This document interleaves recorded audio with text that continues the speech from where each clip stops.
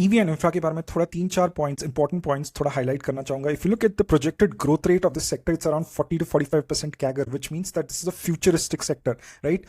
Normally, whatever the growth rate of the sector is, right, उस sector के जो market leader है, they grow 2x of that growth rate. So, for example, अगर आप toothpaste market की बात करो, which is growing at 4% CAGR year on year, Colgate, which is the market leader of toothpaste category, will grow at 8%, right? But 8% की company में invest करके थोड़ी तो 2x, 3x, 4x रिटर्न्स मिलेंगे, right? So we need to look at futuristic sectors which are growing at a very, very fast pace. तो इस sector में, let's say this sector is growing at 40-45%, तो इसका जो मार्केट लीडर है वो करीबन 80%, 90%, 100% से ग्रो होने वाले कंपनीज को हमने देखना चाहिए, right? So we do not look at turn around companies in this kind of sector which is a futuristic sector. We look at very high growth companies, right? This was one point.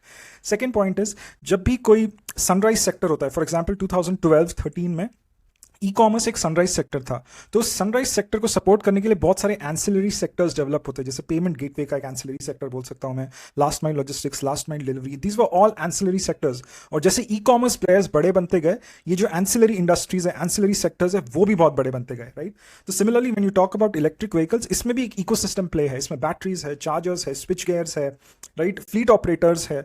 तो जैसे electric vehicles बड़े बनेंगे, तो ये ancillary sectors है या ancillary industries है, पूरा इकोसिस्टम जो है वो भी बड़ा बनेगा, right? So current market value of the sector is around $8.5 billion, ये 2024 के नंबर्स है, and by 2030 this is going to be 100 to 120 billion dollars. So this is massive growth that we are talking about, right?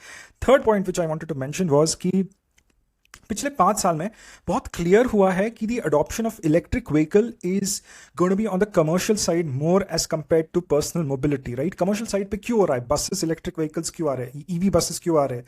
3 wheelers, ये 2 wheelers पे जो food delivery करते हैं, जो agents 5 साल पहले आइस व्हीकल्स यूज करते थे, अभी इलेक्ट्रिक व्हीकल्स क्यों यूज कर रहे हैं?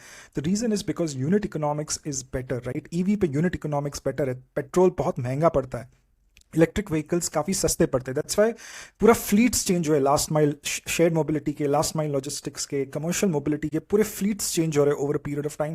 That's fair commercial adoption. तो ऐसे कंपनीज देखना बहुत ज़रूरी है जो कमर्शियल एडवांस अडॉप्शन में एक तरह से बहुत आगे, जो बसेस मैन्युफैक्चर करते हैं, 3 व्हीलर्स मैन्युफैक्चर करते हैं, 2 व्हीलर्स ऐसे मैन्युफैक्चर करते हैं जो एक तरह से कमर्शियल मोबिलिटी को